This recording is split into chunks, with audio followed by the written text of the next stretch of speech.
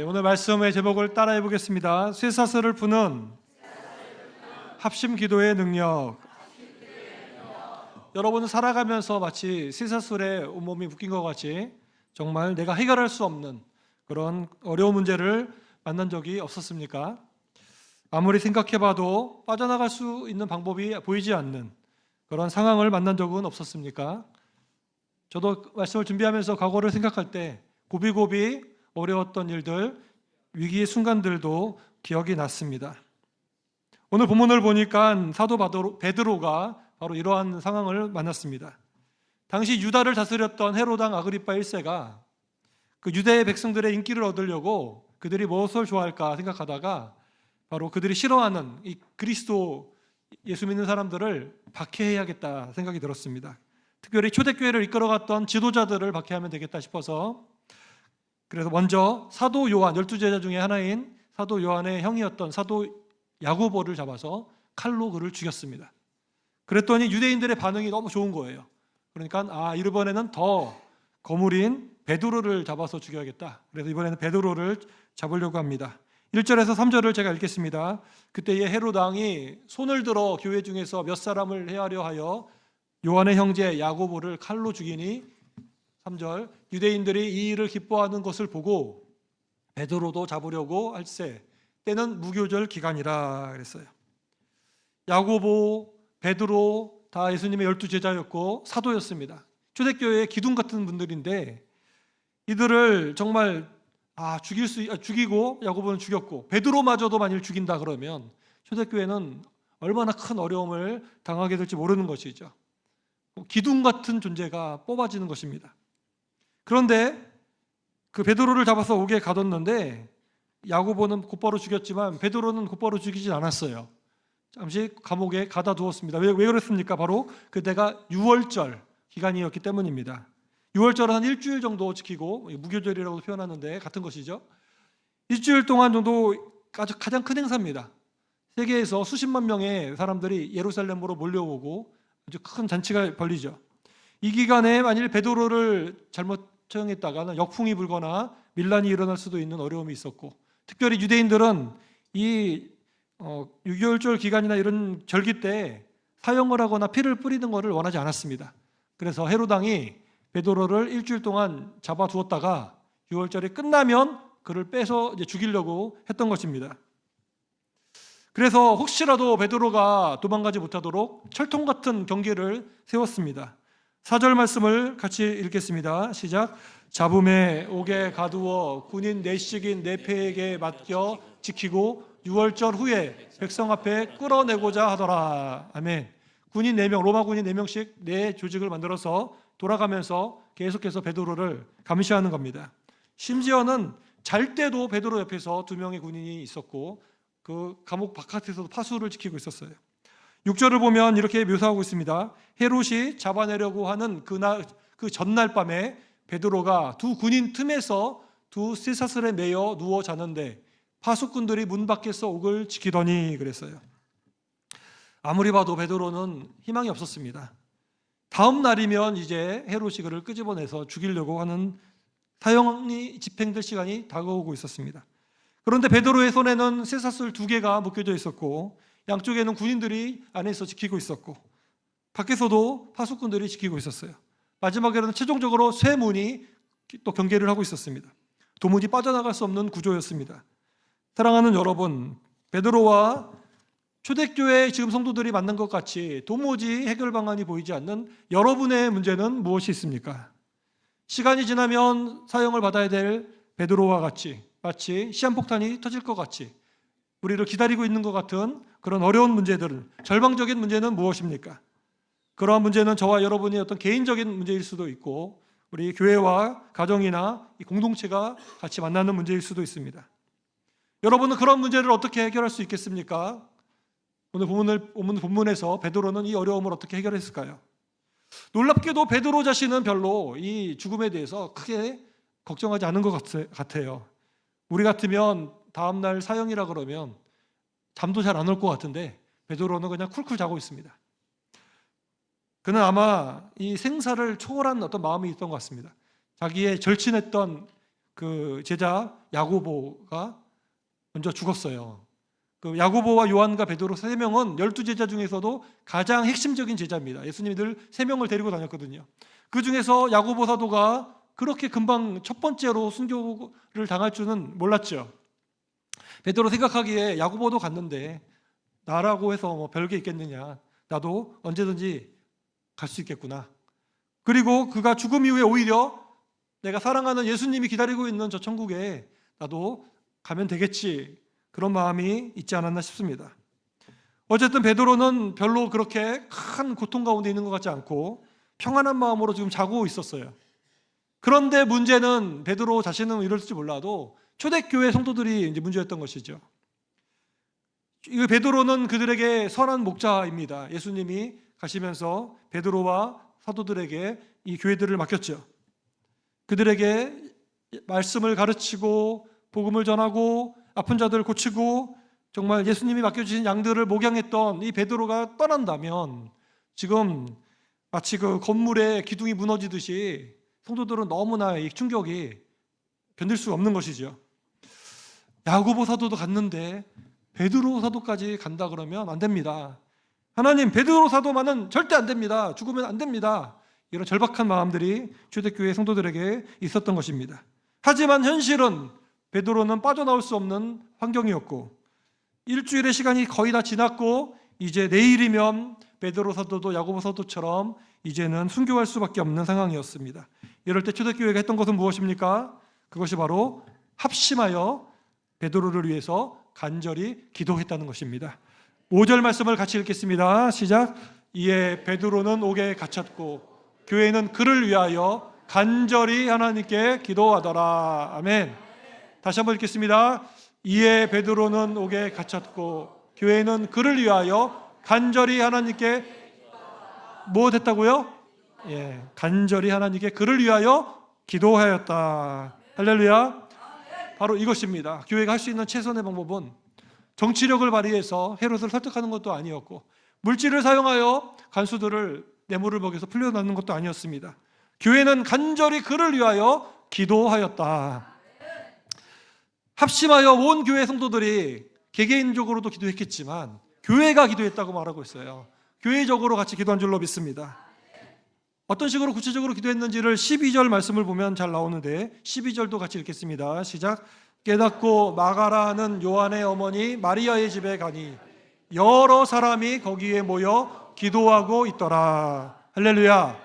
저 12절 말씀은 베드로가 기적적인 하나님의 도움으로 탈옥을 해요. 그리고 나서 첫 번째로 방문한 집이 바로 마가의 어머니 마리아의 집이었습니다. 아마 오순절 다락방이 아닌가 싶은데 그곳을 갔더니 무엇하고 있었어요? 여러 사람이 모여서 기도하고 있었습니다. 베드로를 위하여 기도하고 있는 줄로 믿습니다. 간절히 기도하는 거예요. 내일이면 죽는데 살려달라고 기도하고 있었던 것이죠. 사랑하는 여러분, 우리의 기도는, 저와 여러분의 기도는 개인적으로는 골방 기도가 우선인 줄 믿습니다. 한 사람 한 사람이 우리가 아무도 없는 곳에서 하나님께 기도하는 시간이 필요해요. 여러분 집에서도 기도해야 되고 교회에서도 기도해야 됩니다. 그러나 우리에게 정말 시급한 문제, 어려운 문제, 나의 혼자의 힘으로는 해결할 수 없는 큰 문제가 생겼을 때는 교회가 같이 기도해야 될 줄 믿습니다. 교회가 같이 합력하여 합심하여 기도하는 것이 필요한 것입니다.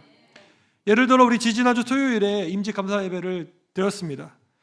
사실은 근데 임직식을 앞두고 몇 주 앞두고 나서 마음에 걱정이 많이 들더라고요. 정말 교회적으로도 뭔가 이렇게 혼란한 것 같고 정말 좋은 사람들이 임직을 잘 받아서 임직자가 돼야 되잖아요. 한 사람이 좋은 일꾼이 세워지는 것이 얼마나 중요합니까? 어떤 분이 그렇게 일꾼으로 세워지느냐에 따라서 분위기가 완전히 달라질 수도 있는 것이잖아요. 하나님께 어떻게 해야 될까 하다가 그래, 기도밖에 없다. 그래서 우리가 세 일회 동안 같이 세 일의 특세를 했습니다. 그래서 3주간 새벽 예배를 같이 드렸어요. 그래서 감사하게도 오늘 그 통계를 보니까 한 번도 빠지지 않고 새벽에 나오신 분들이 50명 이상 되더라고요. 할렐루야. 예, 여러분들이 모여서 기도했습니다. 임직자들도 각각 집에서 기도를 충분히 할 수 있는 분들이지만 그러나 이렇게 중요한 문제는 우리가 흩어져서 기도하는 것이 아니라 모여서 합심하여 기도해야 된다. 3주간 기도하자. 그래서 기도를 했는데 하나님이 큰 은혜 주신 줄로 믿습니다. 기도하는 가운데 기도의 분위기가 막 바뀌더라고요. 성령이 충만하게 임하고 기도가 막 터지고 막 이런 것들을 보게 되었습니다. 그리고 임직식도 정말 은혜 가운데 잘 마치게 된 줄로 믿습니다. 우리가 기도 없이 준비했다면 그렇게 예배가 되지 않았을 거예요. 그러나 간절히 기도했기에 하나님이 오신 가족들도 행복했고 성도들도 행복했고 은혜가 넘친 줄로 믿습니다. 사랑하는 여러분, 그렇게 우리가 기도했을 때에 또 사탄이 틈타요. 항상 모든 것이 다 끝났다 싶으면 마귀가 탁 틈타가지고 우리를 시험에 들도록 합니다. 그래서 우리가 따라해 보겠습니다. 더욱더 기도해야 합니다. 다시 한번 더욱더 계속해서 기도해야 합니다. 할렐루야. 선줄로 알면 넘어질까 조심하라고 말하는 것처럼 넘어질 수가 있지만 그때 우리가 더 기도하면 마귀를 이기고 승리할 줄로 믿습니다. 끝까지 그래서 기도해야 되는 거예요. 우리가 하나님 나라 갈 때까지 교회는 기도의 사명을 놓치면 안 되는 줄로 믿습니다. 이것이 사명이며 또한 특권인 것입니다. 이렇게 교회가 전체적으로 대규모로 어려운 문제들이 있으면 같이 중요한 일이 있으면 합심해서 기도해야 되는 것이고 또한 여러분 우리가 소그룹이 또 이 교회 안에 있습니다. 소그룹으로도 기도를 해야 되는 것이에요. 예를 들어서 구역이 있죠. 여러분에게 있는 구역들이 지금 정해져 있을 텐데 구역에서 여러분이 만나서 삶을 나누고 간증하고 음식도 나누고 또 말씀도 배우고 같이 기도하는 그 시간이 얼마나 귀한 시간인지 몰라요. 구역장님과 구역 강사님들이 서로 합력하여 또 구역원들이 합력하여 마치 가족같이 서로를 세워가고 기도하는 그 시간을 통하여 내가 정말 어려운 문제가 있을 때 다른 데서 털어놓을 수가 없는데 구역 안에서는 이런 어려운 문제가 있다고 털어놓는 서로 간의 기도 제목을 같이 공유하고 합심하여 기도하는 공동체인 줄로 믿습니다. 그런 공동체가 되어야 되는 것이에요. 모든 우리 구역들이 이런 기도하는 공동체가 되기를 주님의 이름으로 간절히 축원합니다. 또한 우리 가정도 이러한 합심하여 기도하는 공동체가 되어야 되는 것입니다. 여러분 참 바쁘죠. 가족들이 흩어져 있고 바쁘지만 우리가 가능하면 일주일에 한 번 정도는 가족끼리 모여서 가정 예배를 드려야 좋습니다. 유대인들이 나라를 잃고 세계 곳곳으로 흩어졌어요. 그들이 수백 년 동안 정말 흩어졌음에도 불구하고 정체성을 잃지 않았던 것, 신앙이 계속해서 그들은 계승이 되었어요. 그리고 세계적인 그런 어떤 리더들, 노벨상 수상자들 이런 사람들이 막 나오는 이유가 그들의 어떤 가정 예배에 있다라고 많이 분석을 합니다. 자료를 찾아보니까 유대인들의 가정은 이렇게 가정 예배를 드린다고 합니다. 그들은 금요일 저녁부터 토요일 저녁까지가 이제 안식일이에요. 안식일이 시작되는 금요일 저녁에 모여서 시작하는데 먼저 핸드폰이나 TV 같은 걸 다 꺼요. 이런 방해 세력을 다 예배의 방해 세력을 없애는 거죠. 그리고 나서 자선함을 만들어 놓고 거기다가 아이들이 그 동전 같은 거 그렇게 구제를 위한 돈을 넣도록 합니다. 이거는 어렸을 때부터 이웃들을 구제하고 돕는 훈련을 시킨다는 것이죠. 그리고 나서 어머니가 초 2개의 불을 켭니다. 의미하는 바들이 있어요. 그리고 엄마가 기도를 합니다. 그리고 나서 아버지가 기도하는데 자녀들의 머리나 어깨에 손을 얹고 그들을 위하여 축복하는 기도를 하는 거예요. 아들에게는 너희가 에브라임 같고 므낫세처럼 복을 받아라 이런 축복을 하고 딸들에게는 사라와 리브가와 라헬과 레와와 같은 그런 축복을 받게 해달라고 그렇게 기도한다고 합니다. 그리고 아내한테도 축복하는데 잠언 31장을 보면 현숙한 여인에 대한 내용이 나오거든요. 그걸 가지고 칭찬을 막 하는 거예요. 당신은 이렇게 현숙한 여인이고 뭐 칭찬하는 것이죠. 이후에 같이 기도하고 포도주와 빵을 서로 나누고 그리고 이제 정성껏 준비한 만찬 음식을 잘 만들어서 이거를 먹으면서 이제 특별히 아버지가 이제 진행을 하는데 성경 본문 말씀을 가지고 열린 토론을 하는 거예요. 정답을 제시하고 답을 얻는 그런 것이 아니라 그 성경 본문을 가지고 토론, 질문하면 대답하고 그러면서 서로 간에 히브루 타식이라는 거 그러는데 그런 대화를 나누는 것이죠. 그러면서 아이들은 한 주 동안에 있었던 학교 생활도 다 얘기하고 고민도 얘기하고 가족들이 서로 기도 제목 얘기하면서 그렇게 풍성하게 2-3시간 정도 그런 시간을 갖는다고 합니다. 굉장히 중요한 예식인 거죠. 그런데 어떻게 보면 딱딱하고 형식적이고 그런 예배가 아니라 정말 축복이 넘치고 음식이 넘치고 기쁨이 넘치고 정말 너무나 중요한 그런 시간이라는 것입니다. 저도 가정 예배를 매주 드리고 있습니다. 우리 가정에서 토요일 날 저녁에 드리는데, 우리가 보통식으로 예배를 찬송 같이 부르고 말씀 같이 읽고 그리고 느낀 점 얘기하고 또 서로 기도 제목 얘기하고 감사할 거 얘기하고 같이 기도해주고 이런 식으로 간략하게 예배를 드리고 있는데, 이 유대인의 예배를 보면서 여기서 정말 배워야 될 것도 있구나 이런 생각을 해보게 되었습니다.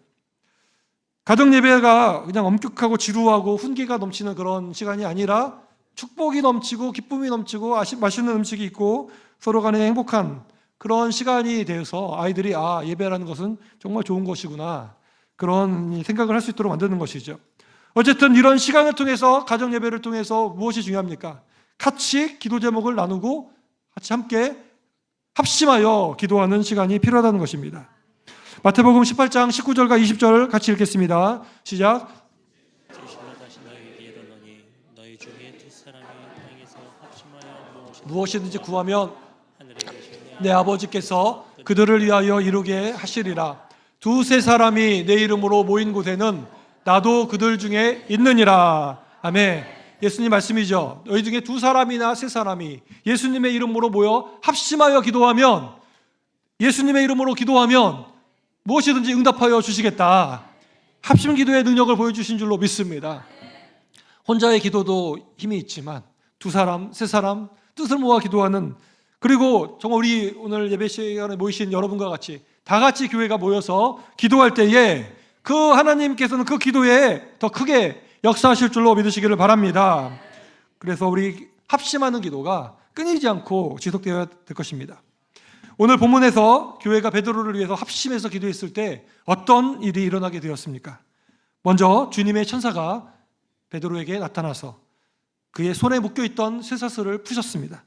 그리고 그가 감옥에서 타로 갈 수 있도록 도와주셨는데요.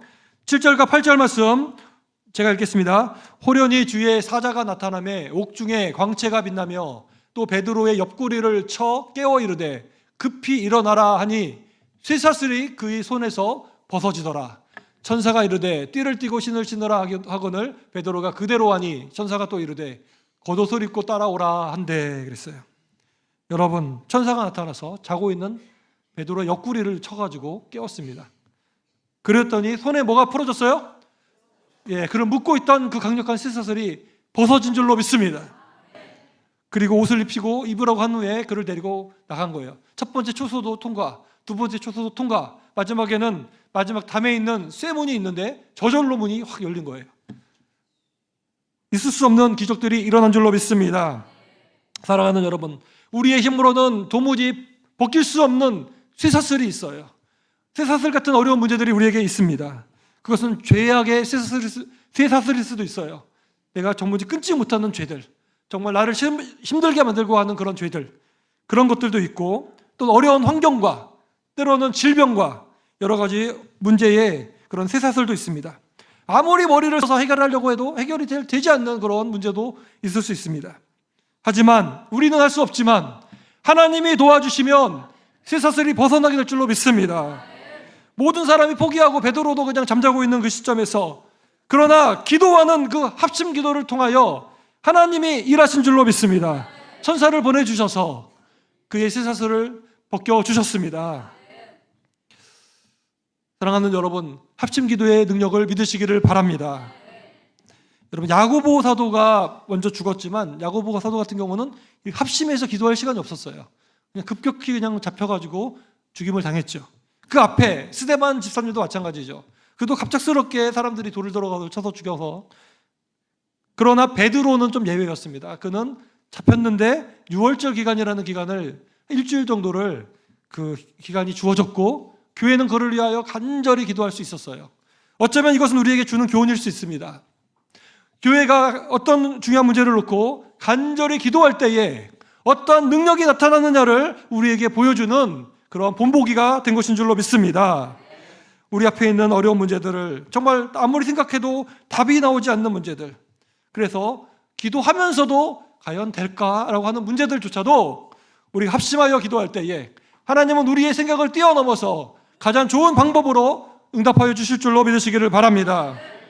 오늘 12절 이하를 보면 정말 우리가 생각하는 응답의 방법이 아닌 정말 하나님의 계획 아래서 어떤 하나님의 가장 좋은 방법으로 응답이 일어나는 어떤 사건을 보여줍니다.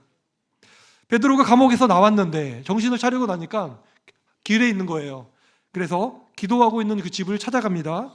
그래서 그 문을 두드리고 있었더니 거기서 12절에 보니까 여러 사람이 모여서 기도하고 있었다 그랬죠. 여러분, 그들이 무엇을 위해서 기도하고 있었을까요? 내일이면 헤롯이 그를 끄집어내서 죽일 텐데 하나님 제발 헤롯 왕의 마음이 바뀌게 해주세요. 죽이지 않고 그냥 방면할 수 있도록 도와주세요. 아니면 특별한 어떤 기적이 일어나서 그 베드로가 생명을 잃지 않고 어떻게 탈출할 수 있도록 도와주세요. 그렇게 기도했을 것입니다. 하지만 그들이 지금 당장 베드로가 탈출해서 나올 것이라고는 믿지 못했던 거예요. 내일쯤에 어떤 기적이 일어날 것이다. 어떤 적법한 과정을 통해서 그렇게 되기를 위해서 기도했겠죠. 그래서 13절 이하를 보면 베드로가 그 집 문을 막 두드리더니 로데라고 하는 여자아이가 나와서 베드로의 소리를 듣고 기뻐했는데 너무 기쁘니까 막 베드로를 위해서 기도하고 있는 사람들한테 막 달려가서 베드로가 밖에 있다 얘기했더니 사람들이 뭐라고 그럽니까? 15절 말씀 같이 읽어보겠습니다. 15절 시작.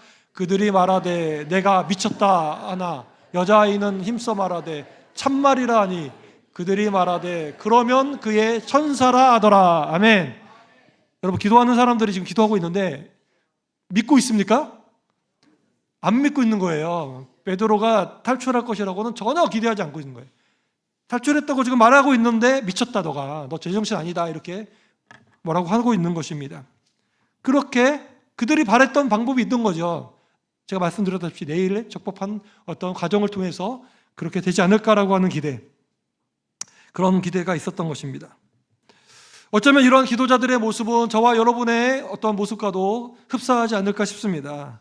우리는 믿음이 너무 작아요. 우리 한계에 갇혀 있어요. 내가 바라는 이런 방식대로만 돼야지만 우리는 기도 응답을 받았다고 생각합니다. 그리고 입을 넓게 열어서 구하지 못하고 그냥 우리의 상식선에서 응답받기를 원합니다. 하나님이 일하시는 방법을 제안하고 내 방식에 맞춰줄 것을 그렇게 요구합니다. 그러나 우리가 기억해야 될 것은 무엇입니까? 우리가 합심하여 하나님께 간절히 기도한다면 그 응답은 우리 기준에 맞춰서는 안 되고 하나님께 맞춰야 될 줄로 믿습니다. 하나님께 맡겨야 될 줄 믿습니다. 때때로 하나님은 우리가 기도할 때 기도한 대로 곧바로 그 예스로 응답할 때가 있어요. 때로는 그럴 때가 있잖아요. 우리가 진짜로 정말 아팠는데 막 기도했는데 곧바로 아픈 게 사라지고 치료가 되는 역사도 있습니다. 할렐루야. 때로는 근데 아니다 그럴 때도 있어요. 이거는 응답 주면 안 된다. 그래서 나중에 돌아보니까 그때 응답 받았으면 큰일 날 뻔했구나. 차라리 하나님이 그때 막으신 것이 응답이었구나. 우리가 돌이켜서 알 수가 있을 때가 있습니다. 때로는 기다리라고 할 때가 있어요. 기도의 분량이 더 차야 되니까 기도의 분량을 더 채워라. 그 포도주 아구까지 채워라고 한 것처럼, 채웠던 것처럼 더 채워지기를 하나님께서 기다리고 있는 경우도 있습니다. 근데 또 때로는 내가 전혀 생각하지 못했던 방식으로 더 크고 놀라운 역사를 허락하실 때도 있는 것이에요. 하나님은 가장 지혜로우시기 때문에 그분의 주권대로 우리는 기도할 때에 하나님의 가장 좋은 방식으로 응답하여 주실 줄로 믿으시기를 바랍니다. 오늘 본문에서 베드로에게 역사하셨던 하나님의 방식은 초대교회의 성도들이 정말 그들이 상상할 수 있었던 것을 넘어서는 방식이었어요. 그래서 그들의 생각을 넘었기 때문에 로데가 얘기했음에도 불구하고 너가 미쳤다라고 얘기하는 겁니다. 하나님 감사합니다가 아니라 너가 미쳤다 이렇게 나오는 것이죠. 그러나 결과가 어땠습니까? 베드로가 계속 문을 두드리자 마침내 사람들이 문을 열어봤더니 베드로가 있는 거예요. 너무나 놀랐어요. 그랬더니 베드로가 내가 감옥에서 이렇게 탈출을 하게 됐다. 그리고 또 다른 야고보가 있어요. 교회의 지도자였던 예수님의 동생이었던 그 야고보와 형제들에게 이 모든 일을 전하라 그러고 베드로는 탈출하고 어디로 가버립니다. 사랑하는 여러분, 우리가 해야 될 일은 무엇입니까? 어려운 문제가 있을 때 그 문제를 우리가 내어놓고 합심하여 기도해야 될 줄로 믿습니다. 여러분 스스로만 꽁꽁 앓고 있는 문제가 있다면 때로는 그거를 내놔야 되는 거예요. 같이 기도해달라고 부탁해야 되는 것입니다. 그럴 때 같이 기도하는 그곳에 능력이 임하게 되는 것입니다. 개인적인 문제, 교회적인 문제, 가정적인 문제, 때로는 나라와 민족과 관련된 그런 문제들까지도 정말 풀기 어려운 문제, 해답이 보이지 않는 문제를 만나게 될 때가 있지만 우리가 기도할 때에, 합심하여 기도할 때에 쇠사슬이 벗어지게 될 줄로 믿습니다. 우리 강경 지역 기도 제목들을 생각해 보았습니다. 우리 강경 지역이 다시 정말 활성화되고 강경과 익산과 부여와 논산 정말 모든 곳에 영혼 구원이 일어나고 발전이 일어나기를 원합니다. 가정에서 우리의 자녀들이 우리의 믿음을 계승하는 신앙의 계승자들, 그래서 다른 세대가 아니라 다음 세대가 되기를 원합니다. 우리 교회가 부흥하기 원합니다. 정말 성도들이 정말 행복한 신앙생활을 하기를 원합니다. 이주민 노동자들이 많은데 그들에게도 선교하고 전도하고 또 세계 선교를 위해서 선교사들을 파송하고 후원하고 또 우리들이 예수님의 진정한 제자로 훈련되고 변화되고 또 새가족들이 왔을 때 잘 정착해서 그들이 정말 기초부터 말씀을 배우고 성장해서 하나님의 좋은 일꾼이 되기를 원합니다. 모든 성도가 서로 사랑하고 서로 축복하고 감사하고 그래서 교회를 생각하면 행복하고 그런 신앙생활이 있기를 원합니다. 예배가 살아나기 원합니다. 특별히 주일학교, 중고등부, 청년부의 예배들이 회복되고 부흥이 일어나기를 원합니다. 우리 모든 구역들이 부흥하기를 원합니다. 환우들이 치유되기를 원합니다. 성령의 역사가 갑절이나 우리 교육자들과 또 우리 모든 성도들에게 삶 가운데 영역으로 임하기를 원합니다. 한국교회의 부흥과 민족복음화와 세계선교의 주역이 되는 우리 교회가 되기를 원합니다. 이처럼 생각해보고 말하고자 하면 소망하고 꿈꾸는 일들이 많습니다.